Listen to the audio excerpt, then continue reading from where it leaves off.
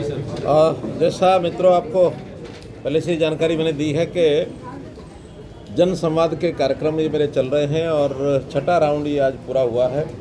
हर round में 3 दिन का मेरा कार्यक्रम बनता है, जिसमें 2 जिले तो कंप्लीट हो गए हैं, एक महेंद्रगढ़ जिला और एक पलवल जिला। बाकी जिलों में 2-2, 3-3 विधानसभाएं करके और जिले भी टच हुए हैं। अब जैसे जैसे आगे बढ़ेगा कुछ जिले कंप्लीट होता जाएंगे, कुछ पार्ट चलते रहेंगे। उन सब में मेरा जो काम, जो बातचीत करने का प्रकार आपने देख ही लिया है प्रत्यक्ष।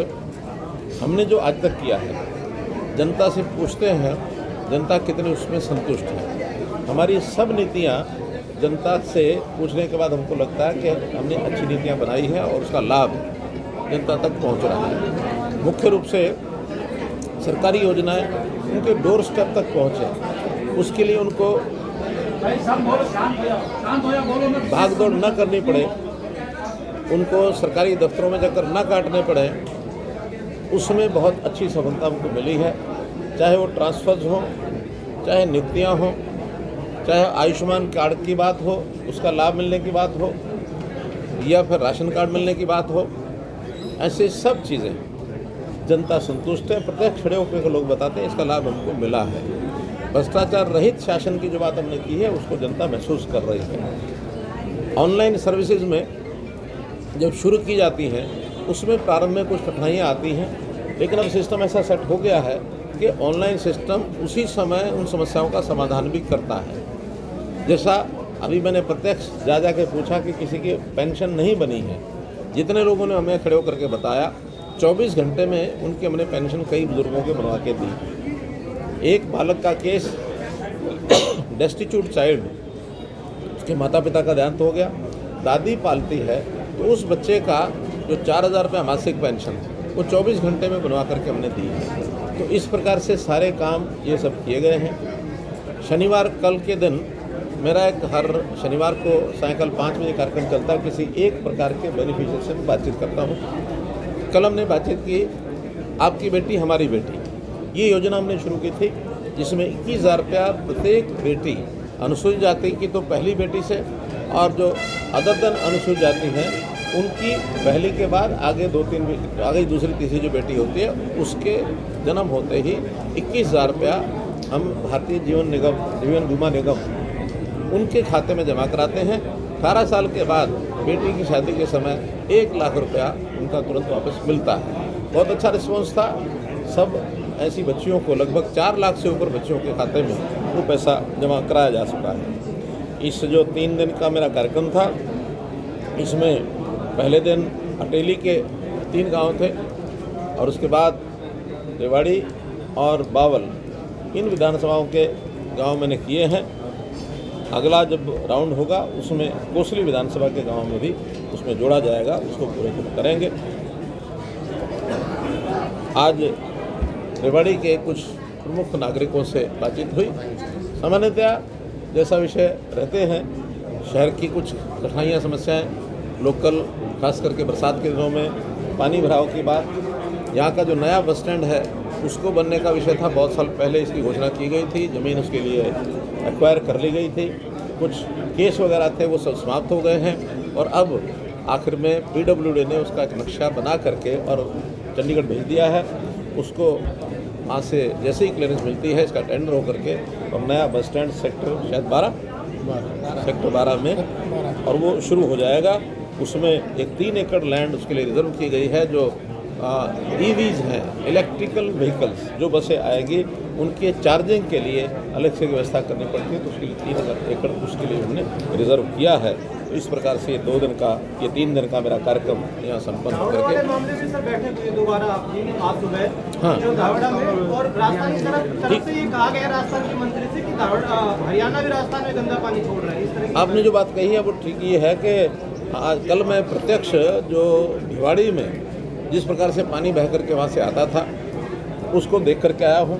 भिवाड़ी वहाँ उन्होंने हमको CTP भी दिखाया था, लेकिन CTP उनका बहुत वर्ष पुराना था, उसमें जो पानी ट्रीट होना चाहिए था वो हो नहीं रहा था और पानी पूरा ऐसे का ऐसा गंदा बरसात के पानी के साथ मिल करके और धारवाड़ा के सेक्टर 6 में, धारवाड़ा के और एरिया में पूरा भरता है। एक बहुत बड़ी समस्या लगभग 8 साल से तो मैं स्वयं देख रहा हूँ। उसके लिए कई मीटिंग हो गई हैं और आज हमने आपात बैठक एक राजस्थान के लोगों को कह करके बुलाया था उनको। हमारे रेवाड़ी जिले के लोग बैठे थे, हमारे इरिगेशन डिपार्टमेंट के, पब्लिक हेल्थ के, पोल्यूशन के ये लोग भी आए थे। आज हमने एक ज्वाइंट कमेटी बनाई है, ज्वाइंट इंस्पेक्शन टीम, जिसमें अलवर ज़िले के लोग और रेवाड़ी ज़िले के लोग सब होंगे, ताकि अगले महीने में पूरी इंडस्ट्री जो इस प्रकार का एफ्लुएंट छोड़ते हैं उनके ऊपर नज़र रखी जाएगी कि अपना वहाँ पर यानी जो ETP लगा करके और अपने पानी को वो ट्रीट करते हैं कि नहीं करते हैं। इसी प्रकार से हरियाणा के भी जितनी इंडस्ट्री के बारे में उन्होंने शिकायत की थी उन सब इंडस्ट्रीज़ को भी देखा जाएगा, ताकि इंडिविजुअल जो एफ्लुएंट ट्रीटमेंट प्लांट जो लगाने होते हैं इंडस्ट्री ने वो सब के ऊपर हम कंपलसरी करेंगे।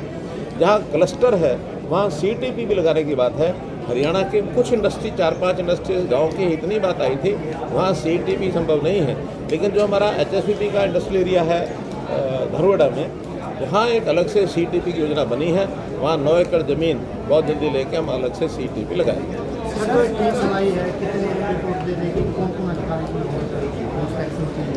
पोल्यूशन कंट्रोल बोर्ड के लोग अधिकारियों को तय करेंगे। 3 लोग उधर से होंगे, 3 इधर से होंगे, और उनमें जो भी सीनियर मोस्ट अधिकारी दोनों में से होगा वो उसको चेयर करेगा और लगातार महीना भर अभी इंस्पेक्शन करेंगे, उसके बाद रिपोर्ट देंगे। राजस्थान के लोगों ने जो अपने एरिया में पानी को ट्रीट करके वो आगे अंदर भेजेंगे, इसके लिए 1 महीने का 31 अगस्त तक का उन्होंने टाइम मांगा है और 31 अगस्त तक उसको ट्रीट करके ही देंगे, उसके बिना नहीं देंगे। और पानी जो बरसात का पानी है उसको इसके साथ मिला करके ना डालें और जो ट्रीटेड वाटर है केवल वही डालें। महीने बाद अगर ट्रीटेड वाटर अगर हरियाणा में प्रवेश करता है तो हम सख्ती से कार्रवाई करेंगे। सर, जब इंडस्ट्री के लोग आपसे मिले थे तो क्या कुछ डिमांड्स थी? HSIDC का इंडस्ट्रियल एरिया है, उनके कुछ 10-12 छोटी छोटी बातें थी, ज़्यादा बड़ी नहीं थी। मेंटेनेंस के लिए थी, कुछ म्यूनसिपैलिटी की थी, सफाई की थी, सड़क की थी, लाइटिंग की थी। एक उन्होंने अपने कार्यालय के लिए जगह मांगी है, वो हमने उनको कह दिया कि हम एक उचित कोई प्लॉट जो है उनको उस एरिया में दे देंगे, ताकि इंडस्ट्रियल एसोसिएशन अपना जो एक कार्यालय वो बना सके। सामान्य इंडस्ट्रियल एरिया की जो बातें थी वो जजपा जो आपकी सहयोगी पार्टी है और 312 छात्र संघ की मांग कर रही है, 5 तारीख तक का सरकार को अल्टीमेटम दिया है, नहीं तो 6 तारीख को मुख्यमंत्री दुष्यंत चौटाला के सामने कोई बड़ा फैसला ऐलान करने के बाद।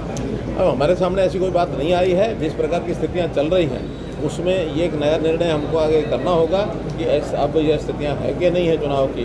जैसे स्थितियाँ होंगी वैसा देखेंगे, हमारे साथ कोई बात नहीं होगी। सर, जिस तरह से जनसंवाद कार्यक्रम में नॉन स्टॉप आप घोषणाएं कर रहे हैं, फिलहाल घोषणा पर पहुँच रही है, तो क्या मॉनिटरिंग होगी, क्या व्यवस्था होगी, ये काम पूरे होंगे ही होंगे, तो इसके लिए आप हमें देखिए, हमने इसके लिए अलग से जनसंवाद नाम से ही पोर्टल बनाया है। जितने कागज़ मेरे पास आते हैं डिपार्टमेंट के अनुसार उसमें अपलोड करके उनको भेजा जाता है। उसकी प्रोग्रेस रिपोर्ट एक एक काम की देखी जाती है। इसके लिए एक स्पेशल ऑफिसर मैंने लगा दिया है जो लगातार हर विभाग के साथ अपना संपर्क रखेंगे। कौन से काम कितने दिन के बाद ड्यू है, कितना उसका काम करने में टाइमिंग लगेगा। तो जो रेड जोन में चले जाते हैं, जो लेट होते हैं, उसके ऊपर नज़र मैं खुद रखूँगा। नॉर्मल रूटीन में काम कराने के लिए हमने एक ऑफिसर इसमें लगा दिया। सर, नगर निगम बनाने की घोषणा हुई थी नगर के चुनाव के दौरान, जनसंवाद के तहत गाँव में तो बड़ी बड़ी घोषणाएं हो रही, लोगों को लाभ मिल रहा है, तो रेवाड़ी के लोगों को लाभ मिल रहा है। देखिए, सामान्य समस्याएं हैं, कोई बहुत बड़ी घोषणा है ऐसी अभी कोई हुई नहीं है, और इस जनसंवाद में कोई बड़ी घोषणाएं करने का मेरा हेतु भी नहीं है। लेकिन सामान्य किसी की पानी की निकासी की बात है, कहीं नए ट्यूबवेल की बात है, कहीं नहर से पानी के भेजने की बात है, किसी सब स्कूल को अपग्रेड करने की बात है। ये जनजीवन की सामान्य चीज़ें हैं। सामान्य चीज़ें वहाँ से भी हैं। आज भी इस बैठक के अंदर बहुत से कागज मुझे दिए गए हैं, उन सब को अध्ययन करके एक एक चीज़, एक एक वाक्य, एक एक शब्द पर ध्यान करके, और ये जनसंवाद की सारी चीज़ें चाहे शहर की हो चाहे गाँव की हो, सबको पूरा करेंगे। सर, आज तो सर पूरी करा दी, लेकिन जो अनाथ बच्चे की बात करो, 1 साल तक उसने चक्कर काटा। इसी तरह से और भी लोग हैं वो चक्कर लगाते हैं दफ्तरों के, तो लापरवाह अधिकारी उनके खिलाफ एक्शन नहीं होना चाहिए। देखिए, जो चीज़ों की कमी ध्यान में आती है हम उनको ध्यान कराएंगे। बल्कि मैंने आज कुछ अब इस समय डाटा भी लिया है कि जिनके काम नहीं हुए, उसका संज्ञान लिया जाएगा। हम उसको जांच कराएंगे कि ये काम आखिर लेट क्यों होते हैं, कहीं पर लापरवाही है उसका संज्ञान लेंगे। सिस्टम में गड़बड़ है तो सिस्टम को ठीक करेंगे। सर, रेवाड़ी नगर परिषद का भ्रष्टाचार का मामला भी आया क्या?